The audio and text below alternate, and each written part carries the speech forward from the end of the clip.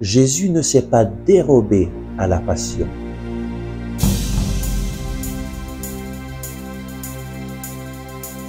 Le Christ est ressuscité. Chers amis, bonjour. Nous continuons notre méditation sur la passion selon Saint Jean et nous lisons dans l'Évangile selon Saint Jean au chapitre 18 au verset 10 et 11. Alors Simon-Pierre, qui portait un glaive, le tira, frappa le serviteur du grand prêtre et lui trancha l'oreille droite. Ce serviteur avait nom Malchus. Jésus dit à Pierre, « Rentre le glaive dans le fourreau. La coupe que m'a donnée le Père, ne la boirai-je pas? La coupe que m'a donnée le Père, ne la boirai-je pas? » Jésus voyait cette coupe de souffrance que le Père lui offrait en lui disant, « Offre-toi en sacrifice d'expiation pour les péchés de toute l'humanité, et je te donnerai toute l'humanité.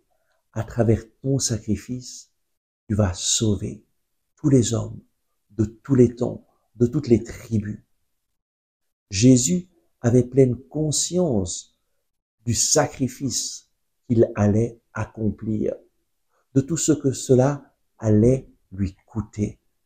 Mais il a décidé de ne pas refuser cette coupe, mais de la boire pour chacun d'entre nous, afin de donner à chacun d'entre nous cette possibilité d'être sauvé. Jésus t'a déjà sauvé en mourant sur la croix. Il a déjà accompli l'œuvre du salut. Mais pour chacun d'entre nous, cela est une possibilité de salut. C'est nous qui devons accueillir aujourd'hui le salut dans nos vies, en mettant notre confiance dans une personne, Jésus.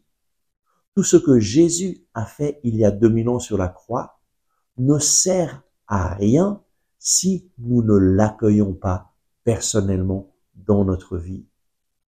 Jésus se propose et te présente l'œuvre de la rédemption. Mais c'est nous qui, par la foi, avons la possibilité de l'accueillir ou de le refuser. Accueillir Jésus le Sauveur, cela signifie nous mettre en chemin vers le ciel et nous laisser porter par Jésus de la mort à la vie, des ténèbres à la lumière. Refuser Jésus, c'est rester dans les ténèbres. Dieu qui t'a créé sans ton consentement ne te sauvera pas sans ton consentement.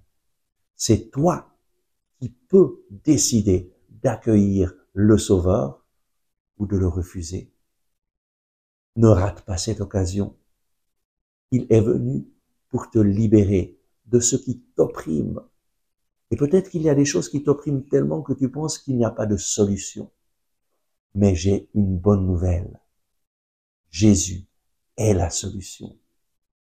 Décide de l'accueillir dans ta vie et d'établir une relation personnelle avec lui chaque jour en lisant sa parole et en lui disant, « Seigneur Jésus, révèle-toi à moi, conduis-moi vers le Père, sauve-moi.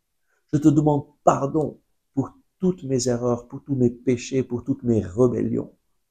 Seigneur, je ne veux plus marcher sur mes propres chemins, mais je veux me mettre à ta suite. Seigneur Jésus, tu es mon seul sauveur.